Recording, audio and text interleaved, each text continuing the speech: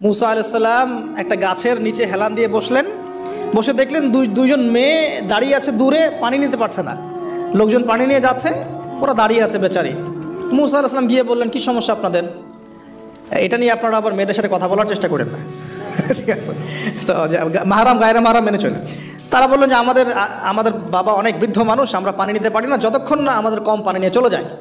মুসা আলাইহিস সালাম তো একটু বললাম না, ফিজিক্যালি খুব স্ট্রং ছিলেন, থাকে না বডি বিল্ডার, সামনে গিয়ে কথা বলে সরো পানি দিতে দাও, তখন মানুষ একটু মূল্যায়ন করে না। তো মুসা আলাইহিস সালাম এভাবে পানি নিয়ে দিলেন এবং বাছুরদেরকে পানি পান করালেন, করিয়ে গাছের নিচে এসে বসে আছেন।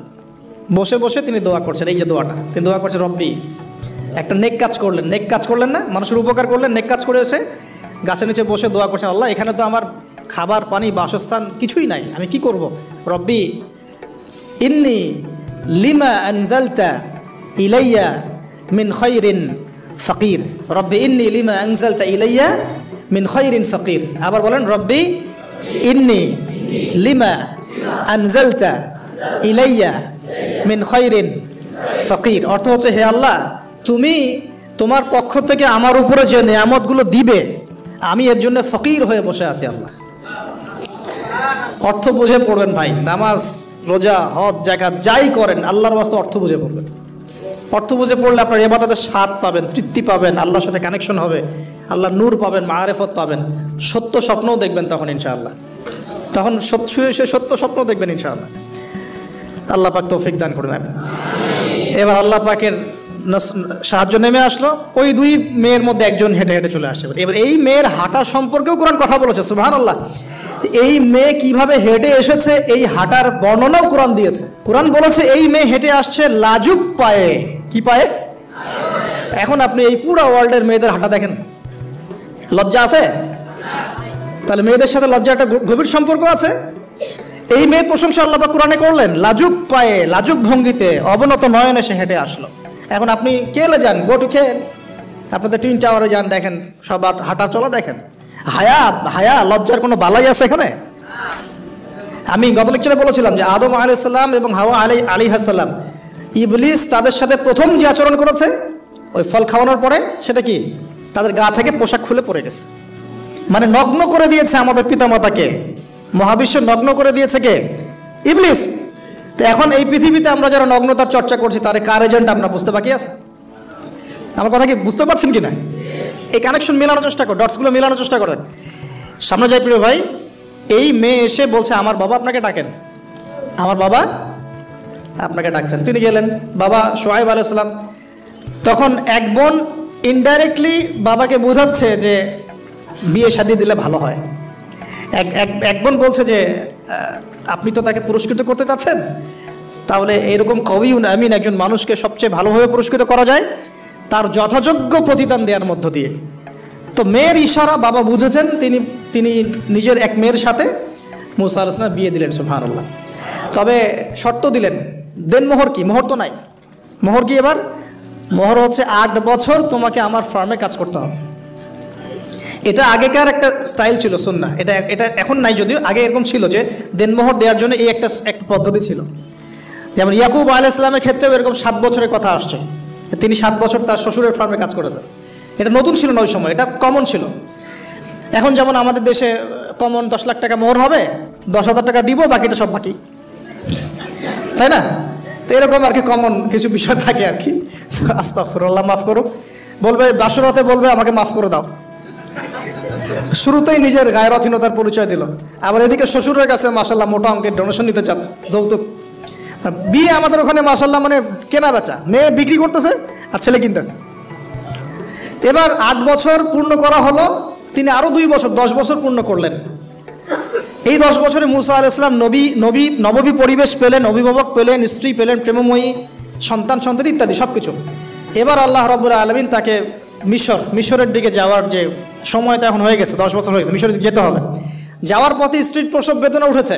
তখন মুসা আলাইহিস সালাম আগুন খুঁজছেন। আগুন কি খুঁজছেন ভাই?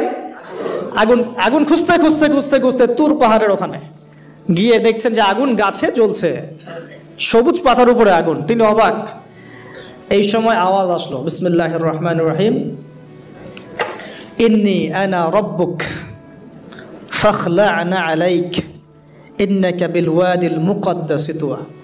মূসা ইন্নানি আনা আল্লাহ লা ইলাহা ইল্লা আনা ফা'বুদনি ওয়া আকিমিস সালাতা লিযিকরি। মানে এখানে অনেকগুলো কথা আছে, সূরা তাহার মধ্যে আছে।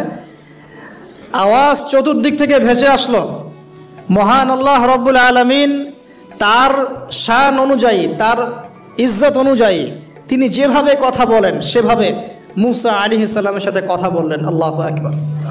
বললেন, ইয়া মূসা, হে মূসা, ইন্নানি আনা আল্লাহ, নিশ্চয়ই আমি আল্লাহ, লা ইলাহা ইল্লা আনা, আমি ছাড়া কোনো ইলাহ নাই, ফা'বুদনি, তুমি আমার ইবাদত করো, ওয়া আকিমিস সালাতা লিযিকরি, আমার ইবাদতের জন্য সালাত কায়েম করো, আমার জিকিরের জন্য সালাত কায়েম করো, আমার স্মরণের জন্য সালাত কায়েম করো।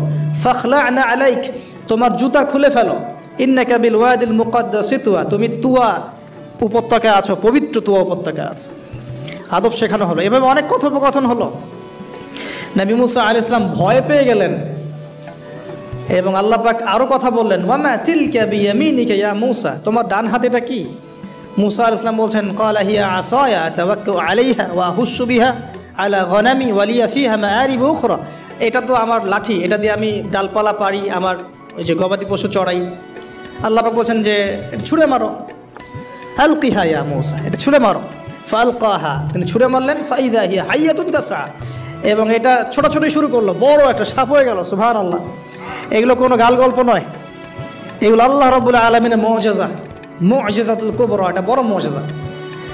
তিনি পিছনের দিকে দৌড়ানো শুরু করলেন সাপ দেখে, খাইফা ইয়াতারাক্কাব, মানে ভয়ে দৌড়ানো শুরু করলেন।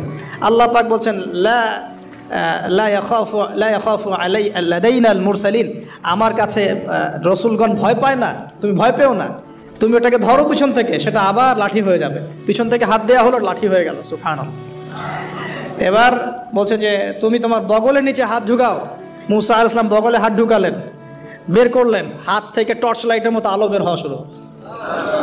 এটা দ্বিতীয় নিদর্শন। কেন দেয়া হলো নিদর্শন?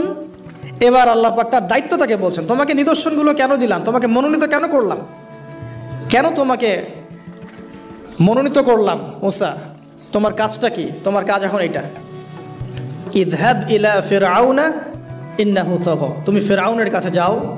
ফিরআউন সীমা লঙ্ঘন করেছে, মনে আছে ফিরআউনের কথা? সীমা লঙ্ঘন করেছে। তখন মূসা আলাইহিস সালাম তার অপারগতা প্রকাশ করছেন এভাবে, তিনি বলছেন, আল্লাহ, আমার তো জিহ্বা জড়তা আছে, আর আমি তো ওখানে এক ব্যক্তি, আমার খুনের অভিযোগ আমার কাঁধে, আমি এখন কিভাবে কি করব আল্লাহ?